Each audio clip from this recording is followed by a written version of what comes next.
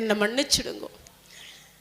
உங்கள் தவம் செய்தேன், ஆனா அந்த தவத்துக்கு என்ன கேட்கணுமோ அதை கேட்கறத விட்டுட்டு கையில் இருக்கக்கூடிய சூலாயத்தை வாங்கி எல்லாரையும் வதம் பண்ணவும் எல்லோரிடத்திலும் சண்டை போடவும் தான் அதை பயன்படுத்தினேன். இறைவா, இதுக்கு மேலே நான் அதை பயன்படுத்த மாட்டேன். இறைவா, உங்கள் திருவடியில் என்னை சேர்த்துக் கொள்ளுங்கள். இறைவா, உங்கள் திருவடியிலே என்னை சேர்த்துக் கொள்ளுங்கள் அப்படின்னு சொன்னான். சொன்ன அடுத்த வினாடி இறைவன் அந்த மகா மருத்துவன் என்று சொல்லக்கூடியவனுக்கு தன்னுடைய திருவடி நிழலில் இடம் கொடுத்தார். அந்த தலம்தான் திருவெண்காடு என்று சொல்லக்கூடிய திருவெண்காடு. அந்த தலத்தில் சிவபெருமான் அகோர மூர்த்தியாக இருக்கின்றார். சம்ஹார மூர்த்தி அப்படின்னு சொல்லக்கூடிய மூர்த்தி, அதாவது தென் திசையில் இருப்பா இல்லையா? தென் திசை யாருக்கு உரியது?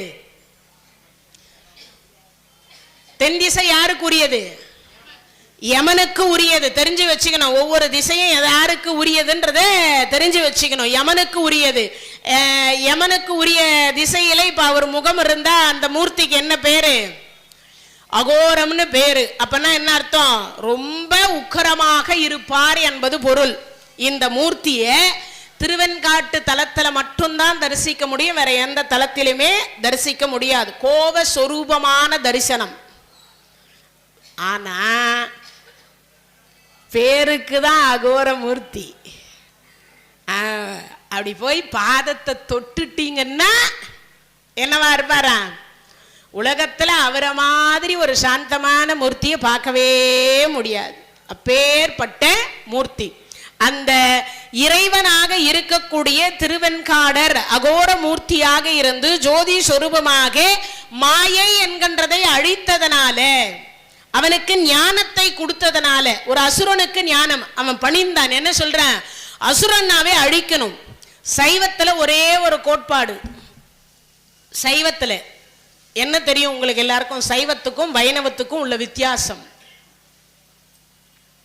சைவத்துக்கும் வைணவத்துக்கும் உள்ள வித்தியாசம். சைவத்தில் அழிவு கிடையாது. சைவத்தில் அழிவு கிடையாது. வைணவத்தில் அழிவு உண்டு. நரசிம்மர் யாரை கொண்டார்? ஐயா, என்ன கல்லால் அடிக்க சொல்லுவீங்க போல இருக்கே. நானும் இப்படியே சொன்னா என் கதி என்ன ஆகிறது? இங்க இருக்கிறவங்க பார்த்து கேட்டா கூட பரவாயில்ல, உலகம் முழுவதும் தெரியுது அவன் மகா பக்தன்யா. இரண்ய கசிபு பிரகலாதரனுடைய அப்பா. 5,70,61 ஆண்டு காலம் கடவுள் இல்லவே இல்லை, கடவுள் இருந்தால் கண்ணுக்கு தெரிய மாட்டாரான்னு சொன்னவன். எத்தனை வருஷம்? 5,70,61 ஆண்டு காலம் கடவுள் இல்லை. வேதத்தை அடிச்சு திருத்தி எழுதினவன் ஒரே ஒருத்தன் யாரான அவன் மட்டும்தான். வேதத்தையே அடிச்சு திருத்தினவன். ஓம் நமச்சிவாய. யாரங்க அந்த நமச்சிவாய வருது பாரு, அதை அடிச்சுட்டு என் பேர் போடு. ஓம் இரண்யாய நம. அந்த வச்சுக்க ஒரு 1000 தங்க காசு. ஓம் சரவண பவ. அந்த சரவண பவன் வருதுல, அதை அடிச்சிடு. ஓம் இரண்ய பவ. அதை போடு, அதை போடு. அப்படி எங்கெல்லாம் கடவுள் நாமம் இருந்ததோ அந்த நாமத்தெல்லாம் அடிச்சுட்டு இரண்ய இரண்ய இரண்ய இரண்யன்னு போட்டுக்கணும். அப்பேற்பட்டவன் யாரவன்? இரண்ய கசிபு. நரசிம்மர் அழிச்சிட்டார. கூர்மாவதாரம், மச்சவதாரம், வராக அவதாரம், நரசிம்ம அவதாரம், வாமன அவதாரம். யார? மகாபலியை கொண்டு போய் பாதாள உலகத்துல வச்சுட்டார. பரசுராம அவதாரம் 21 தலைமுறை அரச குலத்தையே அழிச்சுட்டார. அரச குலத்தை 21 தலைமுறை அழிச்சார். அதுதான் சமந்தக பஞ்சக மடு குருச்சேத்திரம். எந்த இடம்? குருச்சேத்திரம். அந்த இடத்துல இருக்கக்கூடிய சமந்தக பஞ்சக மடு, அங்கதான் யாருக்கு யுத்தம் நடந்தது? பாண்டவர்களுக்கும் கௌரவர்களுக்கும் யுத்தம் நடந்த இடம். இதெல்லாம் தெரிஞ்சு வச்சுக்கணும். ஏதோ மண்டைய ஆட்டக்கூடாது, எல்லாம் நினைவு வச்சுக்கணும். என்ன பண்ணணும்? கேட்டா ஒரு முறை கேட்டுட்டோன்னா ஓ இதெல்லாம் இருக்கு தெரிஞ்சு வச்சு. அப்போ அப்பேற்பட்ட தலம் எது அங்க உள்ளது. இப்ப அவர் அழிச்சார. ஏழாவது யாரு? பரசுராமர் முடிஞ்சு ஏழாவது அவதாரம் எது? பலராமர். பலராமர் அவராரு நடுவில் ஒருத்தர் இருக்கிறார், அவர் எங்க போறது? அப்புறம் ராம அவதாரம் ஏழாவது அவதாரம். என்ன அவதாரம்? ராம அவதாரம். ராமபெருமான் யாரை அழித்தார்? ராவணனை அழித்தார். ராவணனை அழித்தார். சிவபக்தன், மிகப்பெரிய சிவபக்தன். இமயமலையே தன்னுடைய இசையால உருக வச்சவன். என்ன வச்சவன்? உருக வச்சவன். ஆனா அப்பேற்பட்டவன் கூட எதனால கெட்டான்? தனக்குரியது மேல விட்டுட்டு அடுத்தவங்களுக்குரிய சொத்து மேல எப்பயும் ஆச்சப்படக்கூடாது. சொத்துன்னா உங்களுக்கு புரிஞ்சிருக்கும்னு நினைக்கிறேன். தன் மனைவியை அனுபவிக்கலாம், அடுத்தவர் மனைவியை அனுபவிக்கணும்னு ஆசைப்படக்கூடாது இல்லையா? மிகப்பெரிய என்ன ஆளு? சிவபக்தன், மிகப்பெரிய சிவபக்தன். 10 தலையை யாக குண்டத்துல வெட்டி போட்டவன். 9 தலையை வெட்டிட்டு 10வது தலையை வெட்டும் பொழுதுதான் ராவணா நில்லுன்னு சொன்னார் சிவபெருமான். என்ன வேணும்னார்? உங்க இதயத்தை எனக்கு லிங்கமாக்கி கொடுங்கன்னார். என்ன கேட்டார்? இதயத்தை லிங்கமாக்கி கொடுன்னார். அதுவும் நம்ம 51 சக்தி பீடங்கள்ல ஒரு பீடம் கோகர்ணம் என்பது அதனுடைய பெயர். கொட்டப்பா கலவுதான் இருக்கும் சிவலிங்கம். வருஷத்துக்கு எப்பயாவது டைம் கிடைச்சா பணம் இருந்தா அதெல்லாம் போய் பார்த்துட்டு வரணும். ஏன்? இறைவன் சிவபெருமானுடைய இதயம் அங்க லிங்கமா இருக்குது.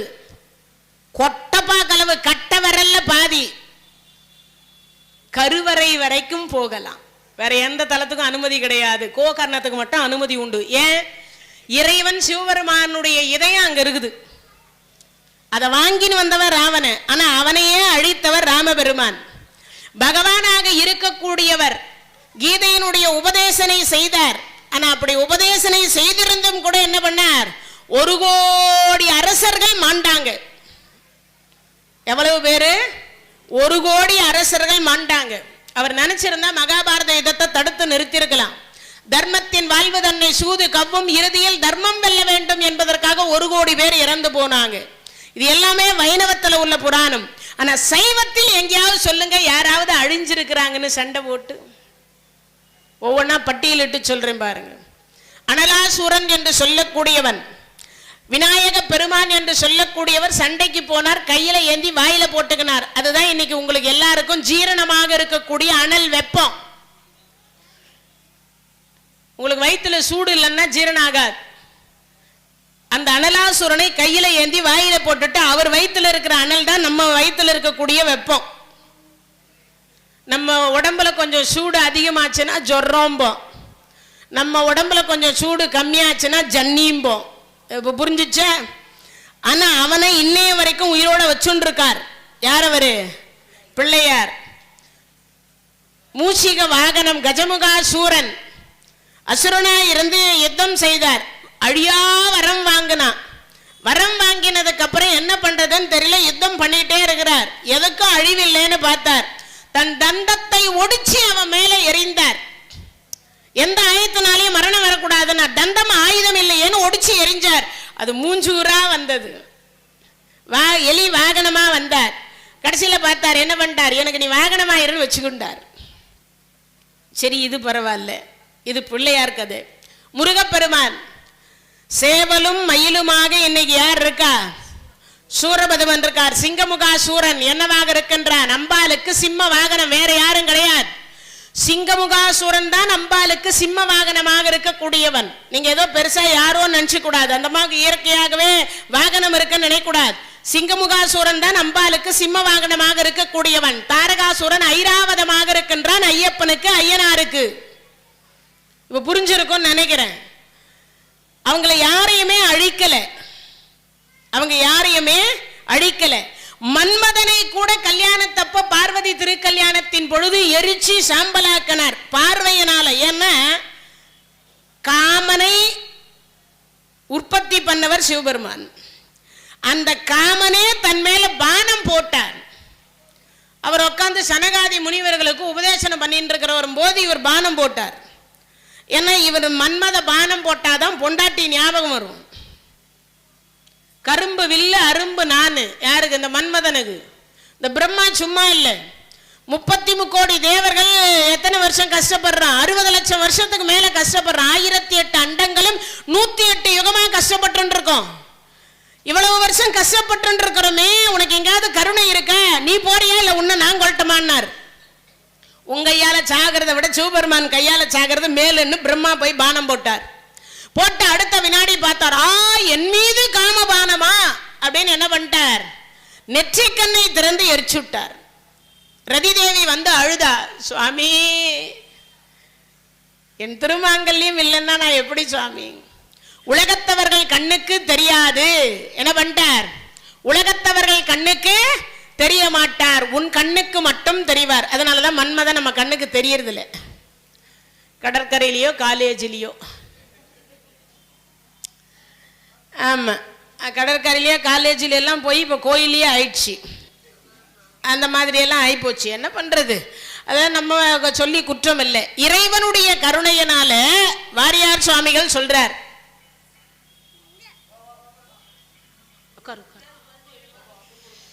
இறைவனுடைய கருணையினால இங்க சொல்லுகிற பொழுது சைவத்தில் அழிவு கிடையாது. முப்புறங்களை எரித்தார்னு இருக்கும், சண்டை போட்டார்னு இருக்குமா? நால்வர் உள்பட அனைவரும் பாடி இருக்கக்கூடிய தேவாரத்தை எடுத்து பாருங்க. எதிலையாவது 12 திருமுறையில எங்கேயாவது சிவபெருமான் சண்டை போட்டார் வரலாறு உண்டா? சண்டை போட்டார்னு வரலாறு உண்டா? இல்லை. ஆனா சண்டை போடுறதுக்கு எல்லாத்துக்குமே ஒவ்வொரு பசங்களை தான் தயார் பண்ணி அமைச்சார். எங்கெல்லாம் சண்டை போடணுமோ அப்படி. தன் சிம்மாசனத்துல உட்கார்ந்த 5 தலை இருக்கக்கூடிய ஆதி பிரம்மதேவரை கூட அவர் சண்டை போடல. கால பைரவரை அனுப்பிதான் ஒரு தலையை கிள்ளி எறிய சொன்னார். அவர் அப்ப கூட சண்டை போடல. தட்சன் நிந்தித்தான், அவன் நிந்தித்ததற்கு அளவே இல்லை. அப்ப கூட வீரபத்ர சுவாமி அனுப்பினாரே தவிர இவர் போய் சண்டை போடல. அவிர்ப்ப பாகத்தை கொடுக்க மறுத்த பொழுது அப்ப கூட அவர் போய் சண்டை போடல. அப்பன்னா யோசிக்கணும், சைவம் என்று சொல்லக்கூடியதுல ஆக்கம் உண்டே தவிர அழிவு இல்லை. என்ன இல்லை? ஆக்கம் உண்டே தவிர அழிவு என்பது கிடையவே கிடையாது. அழிவு என்பது கிடையவே கிடையாது. கால பைரவர் கூட அந்த தலையை கிள்ளி எறிந்த பொழுது அந்த தலை போய் கையில ஒட்டிக்கிச்சு. சிவபெருமான் கையில போய் ஒட்டிக்கிச்சு. கிள்ளவர் கையை விட்டுட்டது, கிள்ள சொன்னவர் கையில போய் ஒட்டிக்கிட்டது. கடைசியில எல்லாருக்கிட்டையும் போய் அம்மா பிச்சாந்தேகி பிச்சாந்தேகின்னு சிவபெருமான் கேட்டார். கடைசியில மகாவிஷ்ணு என்று சொல்லக்கூடியவர் போட்ட உடனே அது பாத்திரம் நிறைஞ்சது. கடைசியில என்ன பண்ணிட்டார்? இந்த பிரம்ம கபாலம் போட போட சாப்பிட்டுக்கிட்டே இருந்தது எல்லாத்தையும். கடைசியில இவர் எதை சாப்பிட்றதுன்னு தெரியல. இந்த பிரம்ம கபாலம் சாப்பிடாத ஒரு உணவு இருக்குமேனு போய் தான் சுடுகாட்டுல போய் சுடலையாண்டியாக இருந்து பிணத்தின் சாம்பலை சாப்பிட்டார். அந்த கபாலத்துக்கும் உயிர் கொடுத்து அந்த கபாலம் தான் இன்றைய தினம் வரைக்கும் சுடுகாட்டில் உட்கார்ந்துட்டு இருக்குது. இன்னைக்கு வரைக்கும் அந்த கபாலம் எல்லாம் அழிக்கல. மயான கொள்ளை நடத்துறீங்க தெரியுமா? அது எதுக்கு? அந்த கபாலத்துக்கு தான் மயான கொள்ளை நடத்துறீங்க. இன்னைக்கு வரைக்கும் அந்த கபாலம் அழியல, இன்னைக்கு வரைக்கும் அங்கதான் இருக்கு. அப்போ ஆக்கம் என்பது உண்டே தவிர சைவத்தில் அழிவு என்பது கிடையாது. இதான் வித்தியாசம், சைவத்திற்கும் வைணவத்திற்கும் உள்ள வித்தியாசம். அதனாலதான் இந்த பிரம்மாவும் நாராயணரும் போய் கைலாயத்துல கேட்டாங்களாம், ஏன் சாமி நாங்க மட்டும் அழிக்கிற கடவுளா இருக்கிறோம், நீங்க மட்டும் பேருக்கு ருத்ரர். ருத்ரர் 12 பேர் அது வேற, உருத்திரர் 11 பேர், ஆதித்தர் 12 பேர், அஷ்ட வசுக்கள் 8 பேர், அஸ்வினி தேவர்கள் 2 பேர், மொத்தம் 33 பேர். ஒரு ஆளுக்கு 1 கோடி பேர் பணியாளர்கள், 33 கோடி தேவர்கள். உருத்திரர் 11 பேர். அந்த உருத்திரருக்கு குருவாக இருக்கக்கூடியவர் சிவபெருமான். ருத்ரர் கிடையாது, இவர் ருத்ரர் கிடையாது. அந்த ருத்ரருக்கு இவர் குருவாக இருக்கிறார். ருத்ரர் வேறு, சிவன் வேறு, புரிஞ்சுக்கணும், அதுக்காக சொல்றேன். அப்போ சைவத்தில் ஆக்கம் உண்டே தவிர அழிவில்லை. இந்த மருத்துவன் கேட்கிறான், யாரு? மகா மருத்துவன் கேட்கிறான், சுவாமி நான் அசுரன், என்னை அழிக்கலையே. அன்பே சிவம். அன்பை தவிர சிவபெருமான் வேற ஒன்னும் போதிக்க மாட்டார். அன்பை தவிர வேற ஒன்னும் போதிக்கவே மாட்டார். அப்பேற்பட்ட ஒரு பெருமான் இல்லையா? அதனால இங்க சொல்லுகிற பொழுது சொல்றார், அப்பா சரணாகதி எவர் ஒருவர் அடைகிறாரோ அவருக்கு நான் வழியாக இருக்கணுமே தவிர அவரை வாழ்த்தணுமே தவிர அவரை வாழ வைக்கணுமே தவிர அழிக்க கூடாது. நீ என் பாதத்தில் சரணாகதி. நீ என்னை எதிர்த்து யுத்தம் பண்ணியிருந்தா நான் அழிச்சிருக்கலாம். நெருப்பு ஒரு நிமிஷம் ஆயிருக்குமா எரிக்கிறதுக்கு? ஆனா அவர் என்ன பண்ணார்? அவன் மனதில் இருக்கக்கூடிய தீய எண்ணங்களை மட்டும்தான் அழித்தாரே தவிர அவனை அழிக்கவில்லை. அப்பதான் அந்த மருத்துவன் கேட்டான், சுவாமி, யாரெல்லாம் இந்த தலத்துக்கு வந்து மிதித்து இந்த அகோர மூர்த்தியாக இருக்கக்கூடிய தங்கள் திருவடியை எவர் ஒருவர் தரிசிக்கின்றாரோ அவர்கள் மனதில் இருக்கக்கூடிய ஆணவம், கண்மம், மாயை என்கின்ற மும்மலத்தை அறுத்து அவர்களுக்கு திருக்கைலாய பதவி கொடுங்கள் அப்படின்னு கேட்டவன் இந்த மகா மருத்துவன் என்று சொல்லக்கூடியவன். அவனை சம்காரம் செய்வதற்காக, சம்காரம்னா இறப்பு இல்லை, அவன் மனதில் இருக்கக்கூடிய தீய எண்ணத்தை சம்காரம் செய்வதற்காக இறைவன் அகோர மூர்த்தியாக காட்சி கொடுத்த தலம் திருவெண்காடு. சரி, இது மட்டமா? அந்த லிஸ்ட் நீண்டுனே போகுது. எவ்வளவு திருவெண்காட்டு தலத்தை நான் இன்னைக்கு ஃபுல்லாக ஷார்ட் எடுத்தேன். காத்தால 9 மணிக்கு உட்கார்ந்தவ 3:30 மணிக்கு தான் எந்திரிச்சேன். 1.5 மணி நேரம் இந்த தலத்தை பற்றி கொடுக்கணும்னா கிட்டத்தட்ட 100 மணி நேரம் படிக்கணும்னு வாரியார் சுவாமிகள் சொல்வார். ஒரு 1.5 மணி நேரம் சொற்பொழிவுக்கு எத்தனை மணி நேரம்? 100 மணி நேரம் படித்தாதான் மெமரி ஆக முடியும். ஏற்கனவே படிச்சிருந்தாலும் மறுபடியும் என்ன பண்ணணும்?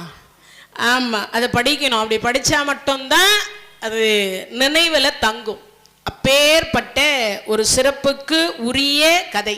சரி, இது மட்டுமானா இல்லை, இன்னொன்னும் இருக்கு. என்ன இருக்குன்னா, இறைவனுடைய கருணையினாலே ஆதி சிதம்பரம் என்பது திருவெண்காடு. சிதம்பரத்துக்கு முந்தைய தலம் திருவெண்காடு.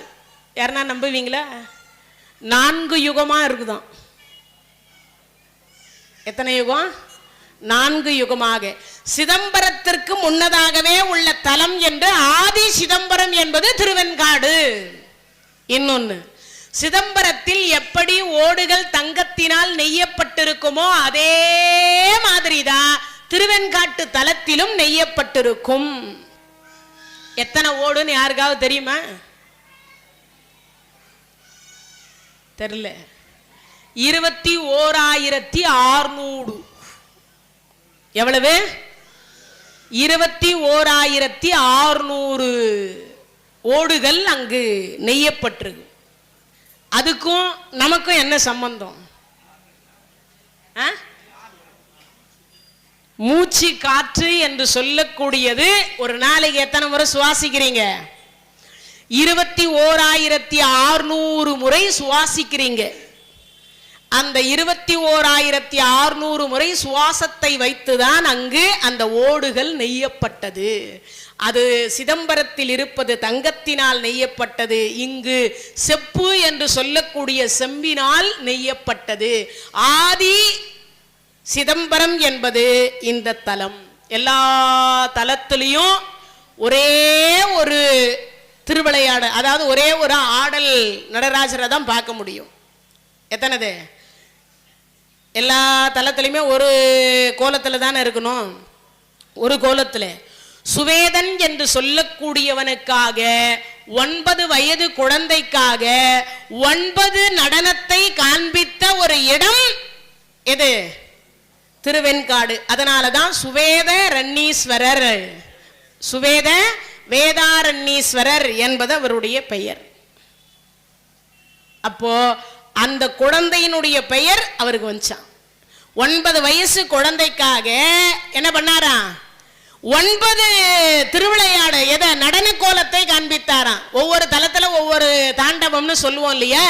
9 தாண்டவத்தை காண்பித்த ஒரு இடம் அப்படின்னா அது திருவெண்காடு. அப்போ அந்த திருவெண்காட்டு நடராஜரை நாம் எல்லாம் தரிசிக்கணுமா வேண்டாமா? ஒரு முறையாவது தரிசனம் பண்ணணுமா? இப்போ சிதம்பரத்துக்கு போனா, மதுரைக்கு போன, திருவலங்காட்டுக்கு, திருநெல்வேலிக்கு, குற்றாலத்துக்கு, இந்த 5 சபையிலையும் ஒவ்வொரு நடனம் தான். ஆனா இந்த திருவெண்காட்டு தலத்துல மட்டும் 9 நடனம். அப்ப எவ்வளவு சிறப்பு இருக்குன்னு பாருங்க. அதற்கு பிறகு துர்கை என்று சொல்லக்கூடியவள், எல்லா இடத்துலையும் துர்கை எந்த பக்கம் பார்த்திருப்பாங்க? எல்லா கோயில்லையுமே துர்கை எந்த பக்கம் பார்த்திருப்பாங்க? வடக்கு பார்த்திருப்பாங்க. ஆனா இந்த ஒரு கோயில்ல மட்டும்தான் மேற்க பார்த்த துர்கை இருப்பாள். சரி, அந்த துர்கைக்கும் மேற்கு பார்த்திருக்கிற துர்கைக்கும் இந்த தலத்துக்கும் என்ன அப்படி ஒரு சம்பந்தம்? மகிஷாசூரன் என்று சொல்லக்கூடியவனை வதம் செய்தா இல்லையா? 9 நாள் ஊசி முனையில் தவம் இருந்தான். அப்படி 9 நாள் ஊசி முனையில் தவம் இருந்து யாரு? இந்த துர்கையானவள். தர்மத்வஜன் அப்படின்னு சொல்லக்கூடியவனுக்கும் பிரேமசித்தன் அப்படின்னு சொல்லக்கூடிய காசியை ஆண்ட மன்னர்கள் அவங்க. அந்த மன்னர்கள் என்று சொல்லக்கூடியவர்களுக்கு குழந்தை பாக்கியம் இல்லை. உலகத்தில் இருக்கக்கூடிய எல்லா சிவாலயத்தையும் வழிபாடு செய்துவிட்டு வந்தால் குழந்தை பாக்கியம் கிடைக்கும். நாங்கள் அண்ணன் தம்பிங்க 2 பேரும் போய் வழிபாடு செய்துட்டு வந்தாங்க. அவர்கள் மனைவியினுடைய வயிற்றில கரு உற்பத்தி ஆச்சு. ஒருவர் வயிற்றில ரேணுகா பரமேஸ்வரியும் இன்னொருத்தி வயிற்றில இந்த துர்கையும் அவதாரம் செய்தார்கள். எங்க அவதாரம் பண்ணாங்க?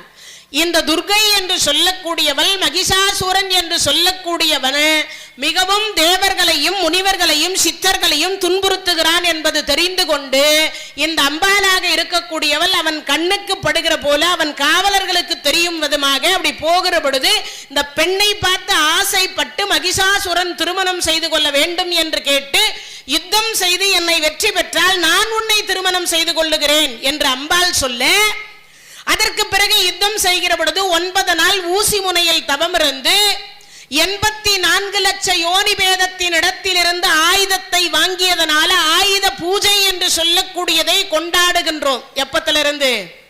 புரட்டாசி மாத அமாவாசையிலிருந்து மறுநாள்ல இருந்து நவராத்திரி என்கின்ற 9 நாள் கொண்டாடுறோம் இல்லையா? 10வது நாள் விஜயதசமி அப்படின்னு கொண்டாடுறோம் இல்லையா? அந்த 9வது நாள் பார்த்தீங்கன்னா ஆயுத பூஜை, சரஸ்வதி பூஜைன்னு ஒன்று கொண்டாடுறமே. நம்ம கிட்ட இருந்து ஒரு சக்தி போச்சான், பறவைகள் கிட்ட இருந்து ஒரு சக்தி போச்சு. சித்தர்கள், ஞானிகள், யோகிகள் எறும்பிலிருந்து 1000 என்று சொல்லக்கூடிய 84 லட்ச யோனி பேதத்திலிருந்தும் கொஞ்சம் கொஞ்சம் ஆயுதத்தை வாங்கி சக்தியை வாங்கி அதற்கு பிறகு இந்த மகிஷாசூரனை துர்கையானவள் வதம் செய்தாள். அப்படி வதம் செய்த உடனே அந்த மகிஷாசூரனை வதம் செய்த பிரம்மகத்தி தோஷம் இவளை பிடிச்சிடுச்சு. யாரு? துர்கையை பிடிச்சிட்டது. அவளால எதுவும் செய்ய முடியல. அதனால என்ன செய்வது என்று சிவபெருமான் இடத்துல கேட்டபொழுது சிவபெருமான் சொல்றார், அம்மா, திருவெண்காட்டு தலத்தில் இருக்கக்கூடிய இறைவனையும் இறைவியையும் நீ வழிபாடு செய்தால் இந்த பிரம்மகத்தி தோஷம் என்று சொல்லக்கூடியது விலகும். எந்த தலத்தில் இருக்கக்கூடியது? இந்த திருவெண்காட்டு தலத்தில் இருக்கக்கூடிய சுவேதேரண்ணீஸ்வரர் என்று சொல்லக்கூடிய வேதாரண்யீஸ்வரரை பெருமானையும் பிரம்ம வித்யா என்று சொல்லக்கூடிய அம்பிகையும் அகோரமூர்த்தியையும் வழிபாடு செய்தால் என்ன வந்துடுது? உனக்கு அந்த பிரம்மகத்தி தோஷம் விலகும். அந்த பிரம்மகத்தி தோஷம் விலகும். சரி, இந்த பிரம்மகத்தி தோஷம் விலகுவதற்காக அந்த துர்கையானவள் அந்த தலத்தில் பல ஆண்டு காலம் தவமிருந்து அக்னி தீர்த்தம், சூரிய தீர்த்தம், சந்திர தீர்த்தம் என்ற 3 தீர்த்தத்தில் நீராடி அங்கிருக்கக்கூடிய மூவரையும் வழிபாடு செய்ததற்கு பிறகு இந்த துர்கையினுடைய பிரம்மகத்தி தோஷம் நிவர்த்தி அடைந்தது. அப்போ தெரியாமல் நாம யாராவது ஏதேனும் ஒரு தவறை செய்திருந்து நமக்கு பிரம்மகத்தி தோஷம், பிரம்மகத்தி தோஷம்னா முதல்ல என்னன்னு தெரிஞ்சுக்கணும். அதுவே தெரியாது. பிராமணரை கொல்லுவதற்கு பிரம்மகத்தி தோஷம். கொல்லுவதுன்னா நீ வான்னு போன்னு பேசினாவே தோஷம் வந்துருமா? யார? ஒரு பிராமணரை, அதே மாதிரி யானையை கொல்லக்கூடாது, பிரம்மகத்தி தோஷம் வரும். யானையை கொல்லக்கூடாது, பிரம்மகத்தி தோஷம் வரும். மாதா, பிதா, குரு, தெய்வம் இந்த 4 பேரை கொல்லக்கூடாது, பிரம்மகத்தி தோஷம் வரும். கர்ப்பஸ்திரியை கொல்லக்கூடாது, சித்தர்கள், ஞானிகள், யோகிகள், முனிவர்கள் அவர்களை கொல்லக்கூடாது. இதெல்லாம் விதிவிலக்கு. எதுக்கு? இந்த பிரம்மகத்தி தோஷத்திற்கு. மொத்தத்தில் உயிரை கொல்லுவதற்கு பிரம்மகத்தி தோஷம் வரும் என்று சொல்றாங்க. ஒரு உயிரை கொன்னோம்னா என்ன தோஷம் வரும்? பிரம்மகத்தி தோஷம் வரும் அப்படின்னு சொல்றாங்க. அப்போ அந்த பிரம்மகத்தி தோஷத்திலிருந்து இந்த துர்கையானவள் எல்லா இடத்திலும் என்னவாக இருக்கிறாள்? சாதாரணமான துர்கையாக இருக்கின்றாள். ஆனா இந்த தடத்துல மட்டும்தான் மேற்க பார்த்து சௌபாகிய துர்கை என்பது என்பது அவளுடைய பெயர். சௌபாகியம்னா என்ன என்னது? சௌபாகியம்னா என்னது? சௌபாகியம் அப்படின்னா என்னது? இன்னைக்கும் சௌபாகியவதி அப்படின்னு சொல்லுவாங்களே, அதுக்கு என்ன அர்த்தம்? 16 வகையான செல்வம் கிடைத்து சகல செல்வ யோகமிக்க பெருவாழ்வு வாழக்கூடியவருக்கு சௌபாகியவதி அப்படின்னு பேர். அப்ப எத்தனை கொடுக்குற அந்த துர்கை? 16 வகையான செல்வத்தை தர. 16 வகையான, இப்பெல்லாம் கல்யாணம் ஆன உடனே நம்மள என்ன சொல்லுவா? 16 பெற்று பெருவாழ்வு வாழு. அந்த காலத்துல அதுக்கெல்லாம் அர்த்தம் தெரியல. என்ன பண்ணா? குழந்தை செல்வத்தை பெருசா கருதுனா. குழந்தை செல்வத்தை 16, 15, 12 அப்படிதான் இருக்கும் அந்த காலத்துல எல்லாம். இப்பெல்லாம் 1க்கு மேல. ஆமா, வேணவே வேணாம். அதை வச்சு சமாளிக்கிறதே பெரிய விஷயமா இருக்கு. உண்டா இல்லையா? 16 வகையான செல்வம். இன்றைய தினத்தில் வெள்ளிக்கிழமையாக இருக்கின்றதுனால அந்த செல்வத்தை அபிராமி என்கின்ற அம்பாளுடைய பேர்ல அபிராமி பட்டர் பாடிய 16 வகையான செல்வம். கலையாத கல்வியும் குறையாத வயதுமோர் கபடு வாராத நட்பும் கன்றாத வளமையும் குன்றாத இளமையும் கழு பிணி இயலாத உடலும் சலியாத மனமும் அன்பகலாத மனைவியும் தவறாத சந்தானமும் தாளாத கீர்த்தியும் மாறாத வார்த்தையும் தடைகள் வாராத கொடையும் தொலையாத நிதியமும் கோணாத கோலும் ஒரு துன்பம் இல்லாத வாழ்வும் துய்யனின் பாதத்தில் அன்பும் உதவி பெரிய தொண்டரோடு கூட்டு கண்டாய் அலையாளி அரிதுயிலும் ஆயனது தங்கையே ஆதிக்கடவூரின் வாழ்வே அமுதீசர் ஒரு பாகம் அகலாத சுகவாணியே அருள்வாமியே அபிராமியே. இதான் 16 வகையான செல்வம். அப்போ இந்த 16 வகையான செல்வத்தை கொடுக்கக்கூடியவளாக யார் இருக்கா? சௌபாகிய துர்கை அந்த தலத்துல வீற்றிருக்கிறார். அது மட்டும் இல்ல, எல்லா தலத்திலும் வடக்கு பார்த்திருக்கக்கூடிய துர்கை இந்த ஒரு தலத்தில் மட்டும் மேற்க பார்த்து இருக்கின்றாள். அப்பதனால அவளுக்கு என்ன பேரு? சகல செல்வங்களை தரக்கூடிய துர்கையாக அங்கு இருக்கின்றாள். சகல துர்கை என்று சொல்லக்கூடியவளாக இருக்கிறார். அப்போ அப்பேற்பட்ட ஒரு சிறப்புக்கு உரிய வெண்காடு எது? திருவெண்காடு தலம். புத பகவான் அந்த தலத்துல யாரு ஆட்சிக்குரியவர்? புத பகவானுக்கு உரிய தலம் அந்த திருவெண்காடு. சந்திரனுடைய மகன் புத பகவான். சந்திரனுடைய மகன் புத பகவான். எந்த சந்திரன்? தேய்விரை வளர்விரையில் இருக்காரே அந்த சந்திரனுடைய மகன்தான் புத பகவான். ஆதியில யாருக்கு? தர்மராஜா பிறப்பதற்கு முன்னதாக 36வது வம்சத்தில் பிறந்தவர் புத பகவான். புத பகவானுடைய வம்சம்தான் தர்மராஜா. சந்திர குலத்தில் பிறந்தவங்க பாண்டவர்கள். சூரிய குலத்தில் பிறந்தவர் ராமபெருமான். எதுகுலத்தில் பிறந்தவர் பகவான் எம்பெருமான் கிருஷ்ணர். இதெல்லாம் தெரிஞ்சு வச்சுக்கணும், யார் யார் குலம் என்னன்னு. சந்திர குலத்தில் பிறந்தவர் தான் தர்மராஜா. பாண்டவர்கள் என்று சொல்லக்கூடியவர்கள் சந்திர குலத்தில் பிறந்தவங்க. அந்த சந்திரனுடைய மகன் புதன். சந்திரனுடைய மகன் புதன் நவகிரகங்களில் ஒருவராக இடம் பிடிக்கிறார். புத பகவான் இருக்காரா இல்லையா? இன்னைக்கும் நவகிரகத்தில் ஒருத்தராக இருக்கிறார். உலகத்தில் குரு கூட வக்கரமடைவார், ஆனா புதன் மட்டும் வக்கரமடைய மாட்டார். அவ்வளோ நல்ல கிரகம் யாரான்னு கேட்டா இந்த புத பகவான். ஆனா அப்பா அம்மா செய்த கருமத்தின் காரணமாக ஆணும் அல்ல பெண்ணும் அல்ல, அலி கிரகமாக இருக்கின்றார். என்ன கிடையாது? அலி கிரகமாக இருக்கின்றார். அப்பா செய்த பாவம், சந்திர பகவான் செய்த கர்மா. ஏன் சந்திர பகவான் என்ன கர்மா பண்ணார்? 27 பெண்ணை கல்யாணம் பண்ணார். ஒருத்திக்கு மட்டும் பட்டு புடவை, மற்ற பேருக்கெல்லாம் நூல் புடவை. மற்றவங்களுக்கெல்லாம் நூல் புடவை கொடுக்கலாமா? தப்பு தானே, பாவம் தானே. நம்பி வந்த மனைவியை கைவிடலாமா? விடக்கூடாது இல்லையா? அதுவும் 27 பெண் பிள்ளைகளை திருமணம் செய்து கொண்டதற்கு பிறகு சமமா நடத்துவது தானே சிறப்பு. கல்யாணம் பண்ணும் பொழுதே எனக்கு ரோகிணி மட்டும் போதும்னு சொல்லியிருக்கணும்.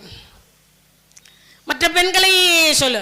இந்த பெண்ணை மட்டும் திருமணம் பண்ணியிருந்தாருன்னா பிரச்சனை இல்லை. 27 பேரையும் திருமணம் பண்ணிட்டு 27 பேரையும் கண்டு ஒருத்திய பார்த்துட்டு மற்ற 26 பேரையும் கண்டுகொள்ளவே இல்லைன்னா அந்த பெண்கள் மனம் எவ்வளவு நொந்திருக்கும். ஆண் என்று சொல்லக்கூடியவர்கள் மனைவியை மனைவியாக நடத்தணும். சில பேர் வாயால பேச மாட்டாங்களாம். எதில் பேசுவாங்க? கையால் பேசுவாங்க, கட்டையால் பேசுவாங்க. அப்படியெல்லாம் உண்டு தானே? உண்டு தான், இல்லைன்னெல்லாம் சொல்லிக்க முடியாது. அப்போ உண்டு, இப்பெல்லாம் இல்லை.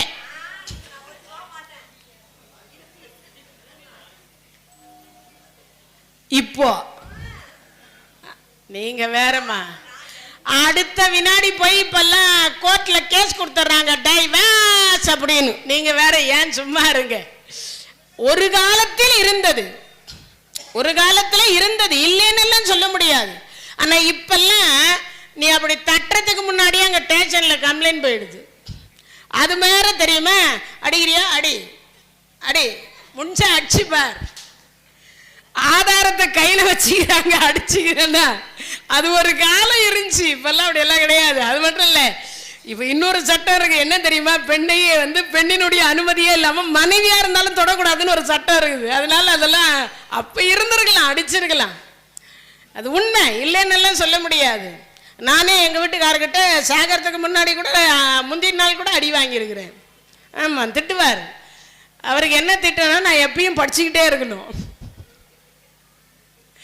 ஒன்று சாப்பிடு, ஒன்று தூங்கு, ஒன்று வேலை செய், இல்லையா புக்கு படி அப்படின்பார். கிட்டத்தட்ட டிவின்னு ஒன்று இருந்தது. 25 வருஷமா அந்த டிவியாக தான் இருந்துச்சு. அதெல்லாம் அதிகமாக செய்தி பார்ப்போம், அவ்வளவுதான். சீரியல் எல்லாம் பார்த்ததே. அதனால அந்த மாதிரி ஒரு காலம் இருந்தது. ஆனால் இப்பெல்லாம் கிடையாது. ஏன் அப்படி சொல்றேன்னா, மனைவி என்று சொல்லக்கூடியவளை துன்புறுத்த கூடாது என்பது நான் சொல்லல, சிவபெருமான் சொல்லி கொடுத்தார். சந்திரனுக்கு புத்தி புகட்டினார். நாளொன்றுக்கு தேய்ந்து ஓய்ந்து ஒளிந்து மாண்டு போக கடவுதுன்னு தட்சன் சாபம் கொடுத்த பொழுது இறைவன் சிவபெருமான் இடத்துல தான் போய் அடைக்கலம் புகுந்தார். அப்ப யாரும் அடைக்கலம் கொடுக்கல, சிவபெருமான் தான் மாத்தி அமைச்சு அமாவாசை அன்னைக்கு ஒரு நாள் மட்டும் மறைஞ்சு வாழு, மற்ற நாள் நான் கொடுக்கக்கூடிய வரத்தின் காரணமாக வளர்பிறையாகவும் முழு பௌர்ணமியாக ஒரு நாள் காட்சி கொடுத்து மற்ற 15 நாள் தேய்பிறையாகவும் மாறக்கடவது என்கின்ற வரத்தை கொடுத்தவர் அவர்தான். அப்போ அவர் செய்தது மனைவிக்கு தவறு தானே, துரோகம் தானே, கஷ்டம் தானே. அப்ப அந்த பெண்கள் எவ்வளவு துன்பப்பட்டிருப்பாங்க, எவ்வளவு துன்பப்படுவாங்க. அப்ப நான் யோசிக்கணும், சந்திர பகவான் பண்ண பாவத்துக்கே அவர் தண்டனை அனுபவிச்சுக்கிறாருன்னா நாமெல்லாம், அப்பா செய்த பாவம் பிள்ளைகளுக்கு வரும்ல, அதனால் அவருக்கு ஆணும் இல்லை பெண்ணும் இல்லை, அழியாக புத பகவான் பிறந்தார், அழியாக பிறந்தார். அவர் வேதனைப்படுறார். வேதனைப்பட்ட உடனே அப்போ அப்பா கிட்ட கேட்கிறார். என்ன பெரியவங்க அந்த காலத்துல ஒரு பழமொழி சொல்லுவாங்க, என்ன சொல்லுவாங்க? மாதா பிதா செய்வது மக்களுக்கும்பாங்க. அப்ப நாம எல்லாம் என்ன பண்றோம், நிறைய பேர் என்ன பண்றோம்னா அவங்களுக்கு பொருள் சேர்ப்பதிலேயே குறியா இருக்கிறோம், திருவருளை சேர்ப்பதில் குறியாகவே இல்லை. அதான் விஷயமே. அங்க திருவருளை சேர்க்கணும், அதான் எல்லாருடைய தன்மையும். திருவருள் சேர்த்தோமே ஆனால் அவர்களுக்கு செல்வம் என்பது ஆட்டோமேட்டிக்காகவே கிடைச்சிரும். அப்ப என்ன சேர்க்கணும்? இறைவனுடைய திருவருளை சேர்த்து வைக்கணும். குழந்தைங்களுக்கு காரு சேர்த்து வைக்கிறோம், பங்களா சேர்த்து வைக்கிறோம், வாசல் சேர்த்து வைக்கிறோம், வீடு சேர்த்து வைக்கிறோம் அப்படின்னு சேர்த்துறோமே தவிர திருவருளை சேர்க்க மறந்துடுறோம். அதனாலேயே அந்த குழந்தைகள் தீய வழியில தீய செல்வத்திற்கு வேற மாதிரி போறாங்க. அப்ப திருவருளை சேர்க்கணும்னு அர்த்தம். அந்த திருவருள் என்று சொல்லக்கூடியது புத பகவானுக்கு கிடைக்கல. அப்பதான் குரு கிட்ட கேட்கிறார். இப்ப அவங்க குலத்துக்குன்னு ஒரு குரு இருப்பார் இல்லையா, அந்த குரு கிட்ட கேட்டார். குரு பகவான் கிட்ட கேட்ட உடனே குரு பகவான் சொல்றார், உலகத்தில் சிவபெருமானை போன்ற கருணை கடவுள்கள் இல்லை. சரி, கைலாயத்துல போய் கைலாயம் எல்லாம் வேண்டாம், பூமி தான் சிறந்தது. ஏன்? எல்லாரும் பூமியில போய் தான் தவம் பண்றாங்க. எங்க போய்?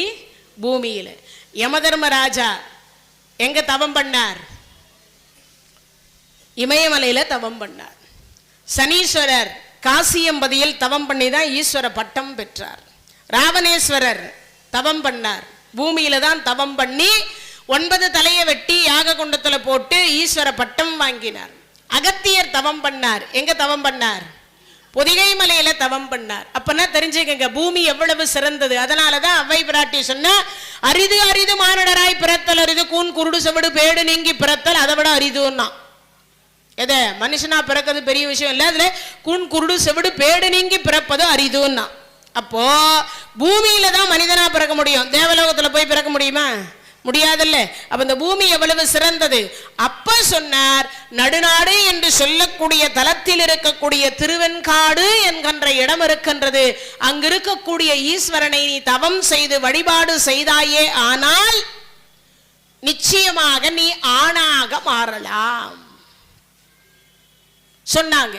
புத பகவான் வந்தார், அந்த தலத்துக்கு வந்து 1000 ஆண்டு காலம் தவம் செய்துகிறார். எத்தனை வருஷம்? 1000 ஆண்டு காலம் புத பகவான் அந்த தலத்தில் தவம் செய்கிறார். அப்படி 1000 ஆண்டு காலம் தவம் செய்த பொழுது இறைவன் சிவபெருமான் காட்சி கொடுத்தார். அப்படி காட்சி கொடுத்த உடனே, அப்பா என்ன வேண்டும்னார். சுவாமி, ஆணும் அல்லாமல் பெண்ணும் அல்லாமல் இருப்பது எவ்வளவு கொடுமை இல்லையா? எவ்வளவு கொடுமை இல்லையா?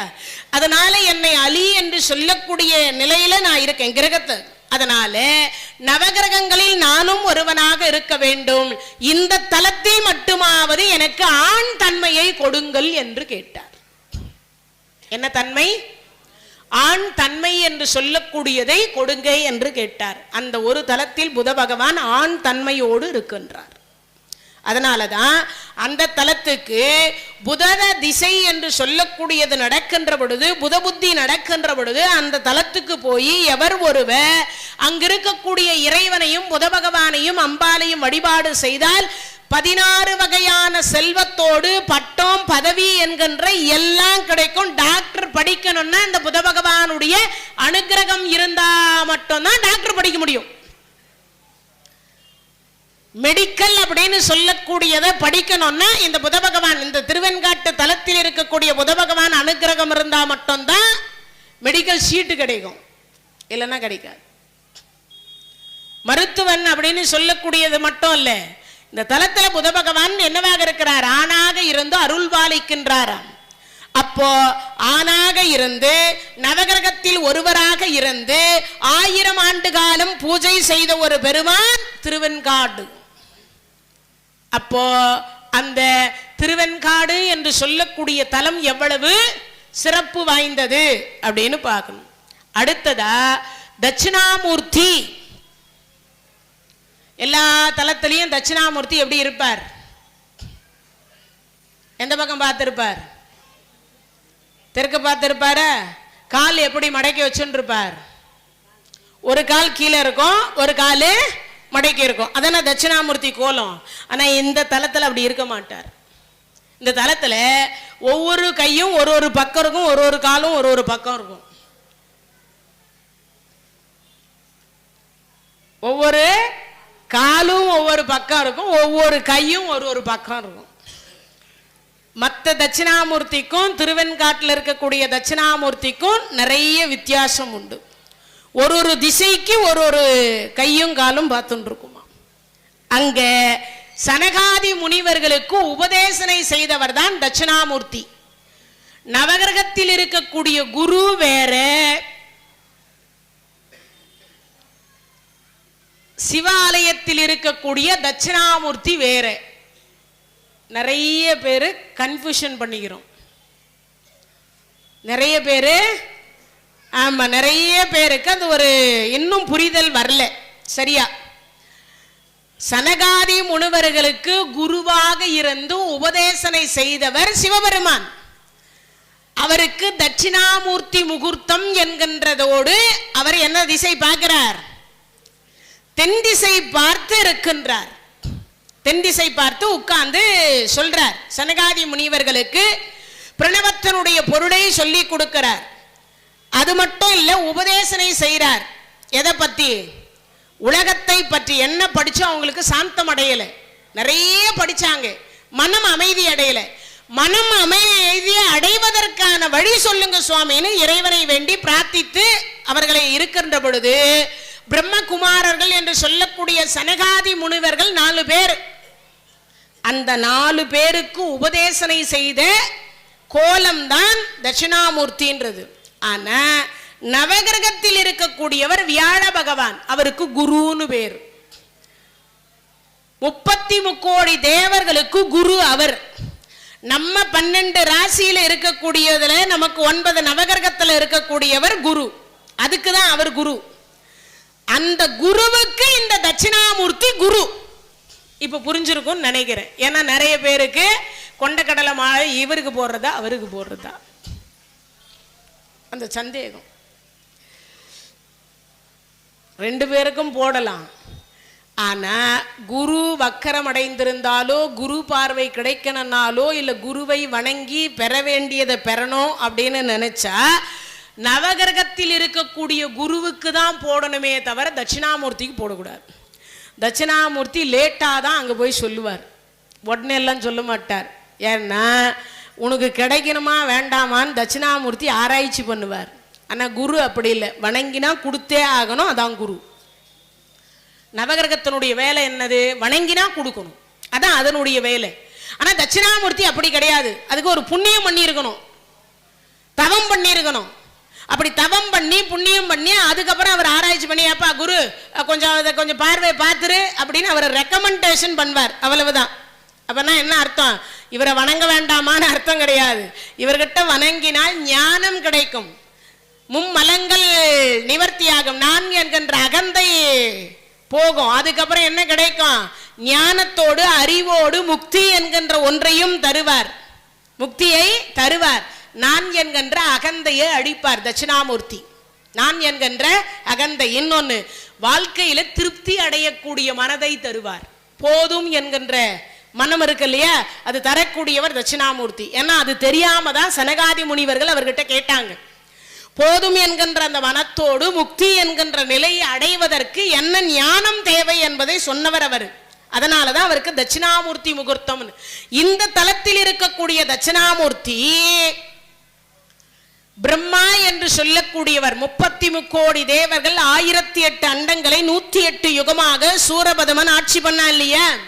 அப்படி ஆட்சி பண்றதுக்கு முன்னாடி முருகப்பெருமானுடைய அவதாரம், அருவமும் ஆகி உருவமும் ஆகி அனாதியாய் பலவாய் நின்ற ஜோதி பிளம்பதோர் மேனியாக கருணை கூர் முகங்கள் 6 கரங்கள் 12 கொண்டே ஒரு திரு முருகன் வந்து ஆங்கு உதித்தனன் உலகம் உய்ய. கச்சியப்ப சிவாச்சாரியார் சொல்றார். அப்போ கந்தபுராணத்துல இந்த உலகம் உயிரதுக்காக முருகப்பெருமானுடைய அவதாரம் நடக்குது இல்லையா? அந்த முருகப்பெருமான் அவதாரம் பண்ணிட்டார். பிரம்மா வரார், பிரம்மலோகத்திலிருந்து வந்தவர் பார்த்தார். ஏற்கனவே நாராயணர் வந்துட்டார். நாராயணர் வந்தவர் சொன்னார், சிவனுக்கு எப்படி ஒரு வணக்கம் போட்டாரோ அப்படியே முருகனுக்கும் ஒரு வணக்கம் போட்டார்.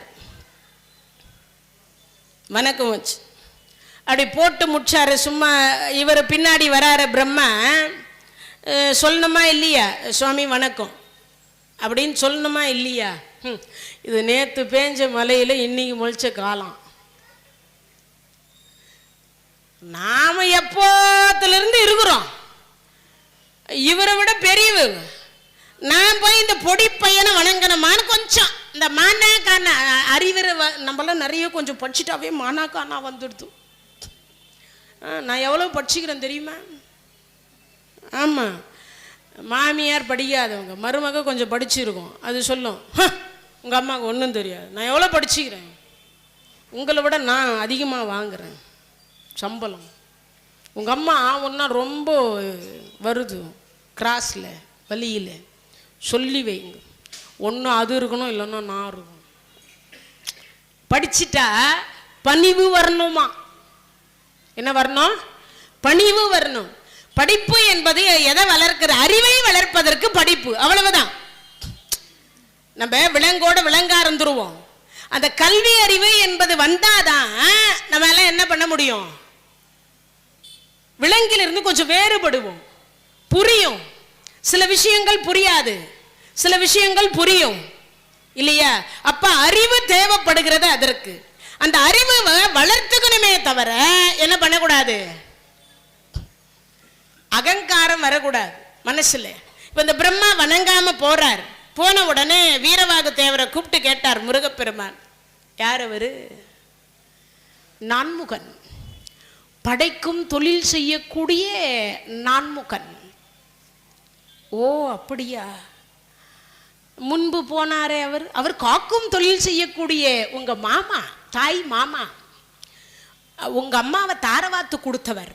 ஓ அவர் பணிந்தார், இவர் பணியாமலே போகிறாரே, அவரை நான் கூப்பிட்டேன்னு கூப்பிடுவோம். இந்த வீரவாகு தேவர் அதாவது எப்பவுமே பக்கத்தில் பார்த்தீங்கன்னா இந்த தலையெல்லாம் சில நேரத்தில் ஆடவே ஆடாது. இந்த வால் இருக்குவார், அதுதான் கொஞ்சம் ஆடும். அது மாதிரி வீரவாகு தேவர் இவர் கூப்பிட்டார், அவர் கூப்பிட்டாருன்னு கூப்பிட்டு இருக்கணும்ல. இவர் போனார், ஓய் 4 முகம் அழைக்குது 6 முகம். எப்படி? ஹோய் 4 முகம் அழைக்குது 6 முகம் அப்படின்னார். சொன்ன அடுத்த வினாடி அவர் பார்த்தார், என்னவா? இப்போ நிறைய பேர் அப்படி கேள்வி கேட்போம்ல, அது மாதிரி இல்லை, அங்கே வந்து கேட்டது எனக்கு தெரியாது. சரி இவர் போனார்.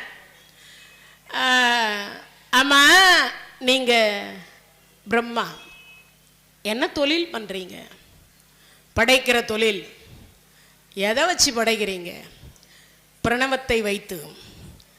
பிரணவத்திற்கு பொருள் சொல்லுங்கள் பார்ப்போம். சும்மா போடுற மந்திரம் தானேன்னு விட்டார். என்னது?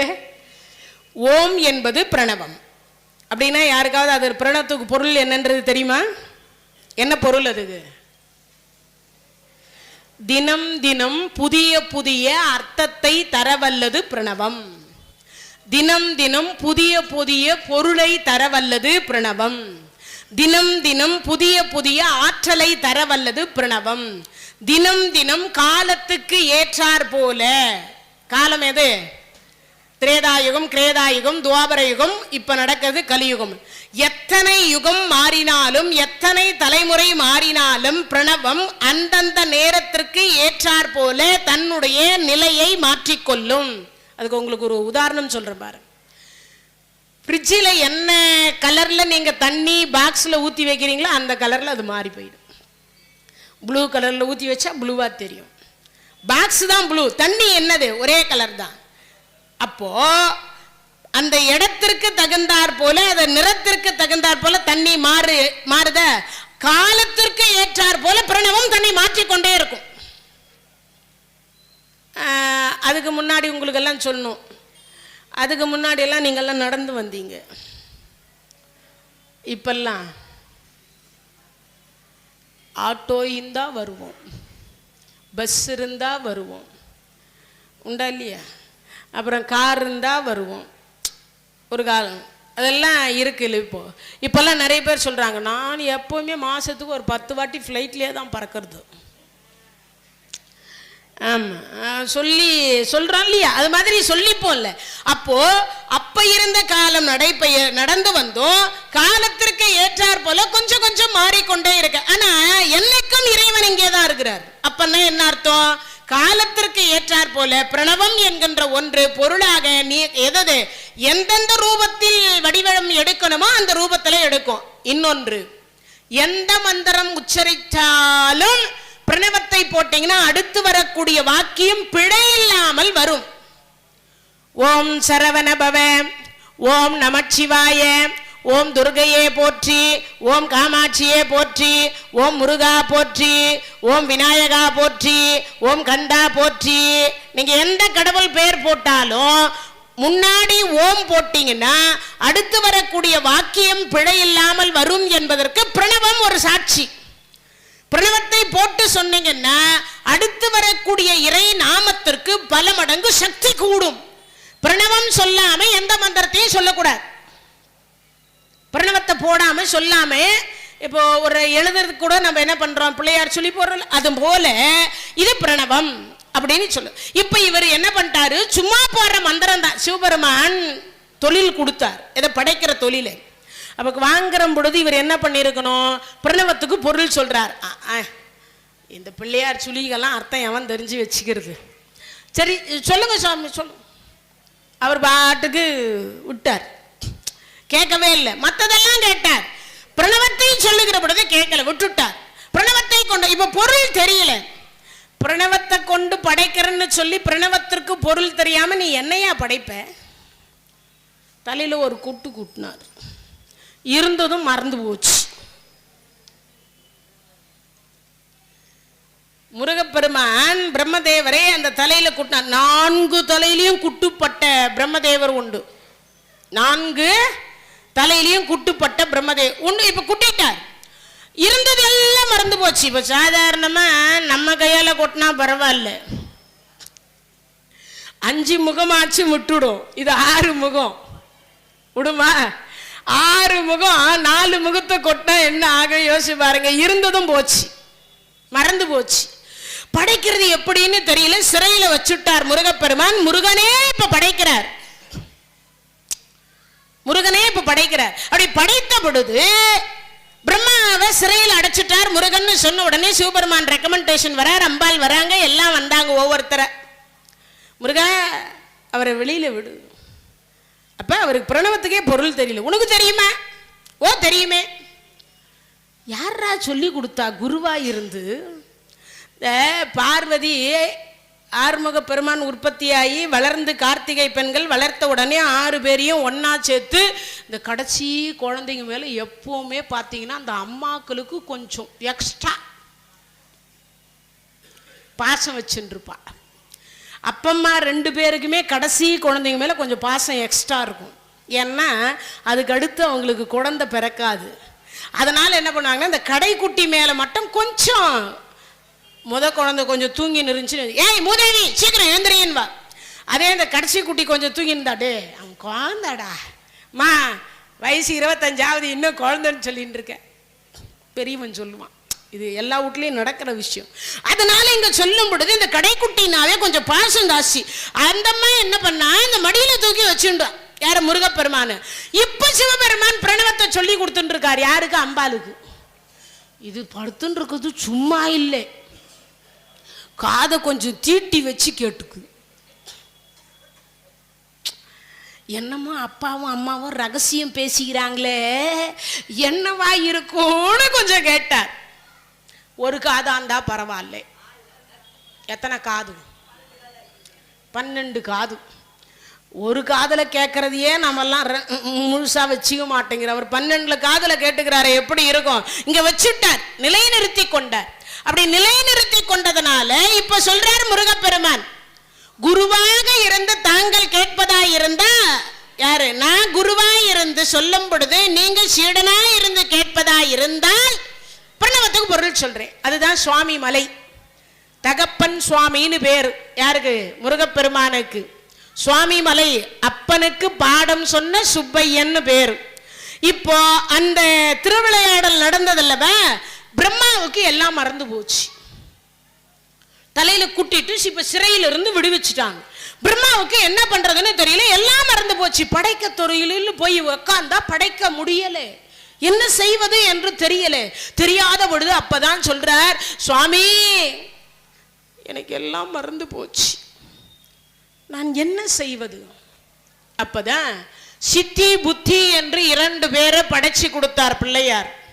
அந்த சித்தி புத்தி என்கின்ற 2ஐ வைத்து சமஷ்டி பிரணவம் வியட்டி பிரணவம்னு பேரு, ஆண் பிரணவம் பெண் பிரணவம்னு பேரு. அந்த 2ஐ கொண்டு முதல்ல படைச்சிட்டு இருந்தார். இப்ப அது எல்லாம் மறைஞ்சு போச்சு. அப்படி மறைந்ததுனால இப்ப என்ன பண்றார்? சிவபெருமான் காலில் போய் விழுந்து கதறார், சுவாமி படைக்கிற தொழில் நின்று விட்டது, நான் எதை கொண்டு எப்படி படைப்பது என்பது மறந்து போய்விட்டதுன்னு சொல்லும் பொழுது அப்ப சிவபெருமான் சொன்னார், ஆதி சிதம்பரம் என்று சொல்லக்கூடிய திருவெண்காட்டு தலத்திற்கு சென்று அங்கு இருக்கக்கூடிய திருவெண்காடரையும் அங்கு இருக்கக்கூடிய பிரம்ம வித்யாவையும் நீங்கள் என்ன தீர்த்தம், அங்க இருக்கக்கூடிய அக்னி தீர்த்தம், சூரிய தீர்த்தம், சந்திர தீர்த்தம் என்கின்ற இந்த 3 தீர்த்தத்தில் நீராடி அங்கு அமர்ந்து அந்த பிரம்ம வித்யா உங்களுக்கு கல்வியை கற்றுக் கொடுப்பாள் அப்படின்னு சொன்னதுக்கு அப்புறம் மறந்து போன கல்வியை அந்த தலத்தில் வந்துதான் பிரம்மதேவர் கற்றுக்கொண்டார். படிக்காத குழந்தைங்க இருந்தா இந்த தலத்துக்கு கூட்டிட்டு போய் அந்த 3 குளத்துல முங்க வச்சு நீராட வச்சு, முங்கன்னா உடனே என்னமோன்னு நினைச்சுக்காதீங்க, ஆமா நீராட வச்சு குளிச்சு அதற்கு பிறகு இந்த புத பகவானையும் சிவபெருமானையும் அம்பாலையும் வணங்கினோமே ஆனால் கிட்டத்தட்ட ஒரு 75% பிள்ளைகள் என்ன எடுப்பாங்க, மார்க் வாங்குவாங்க. கல்விக்கு உரிய தலமாக இருக்கக்கூடியது. அதனால அங்க அம்பாளுக்கு என்ன பேரு, பிரம்ம வித்யா அப்படின்னு பேரு. அம்பாளுக்கே பேரு என்ன பேரு, அந்த ஆமா பிரம்ம வித்யா.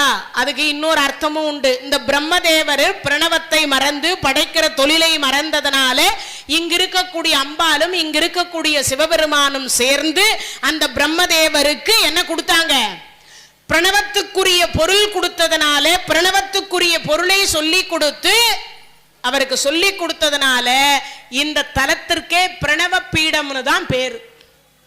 என்ன பேரு, பிரணவ பீடம் என்பது பெயர்.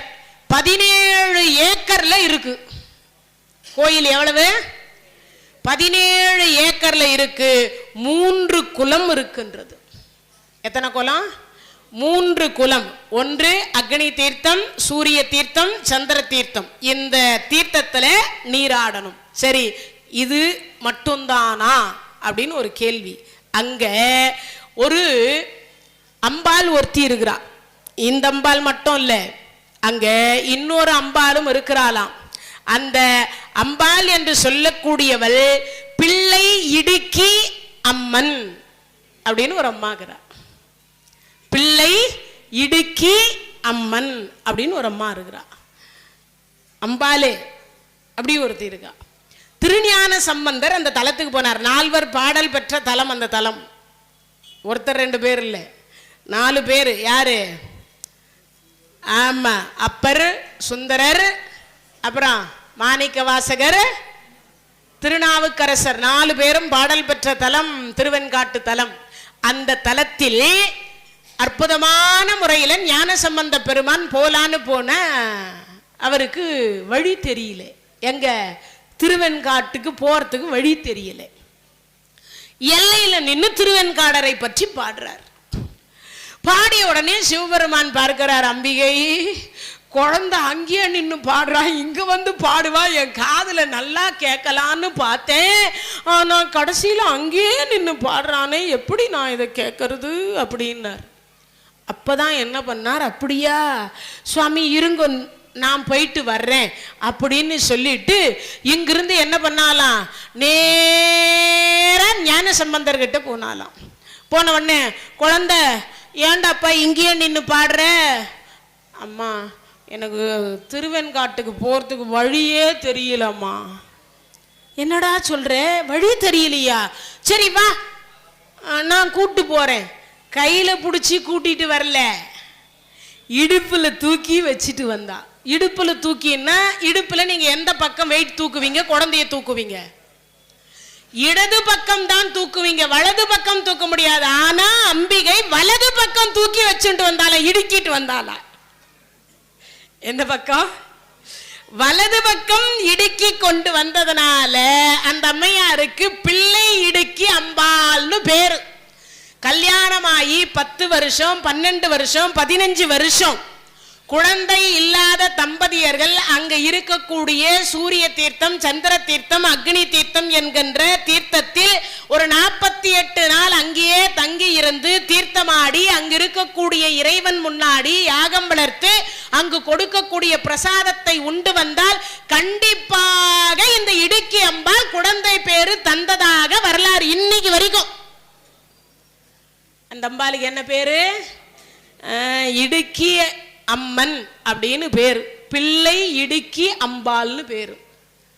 எவ்வளவு அற்புதமா இருக்குல்ல. இதோட நிக்கல, அடுத்து இன்னும் சில வரலாறுகள்.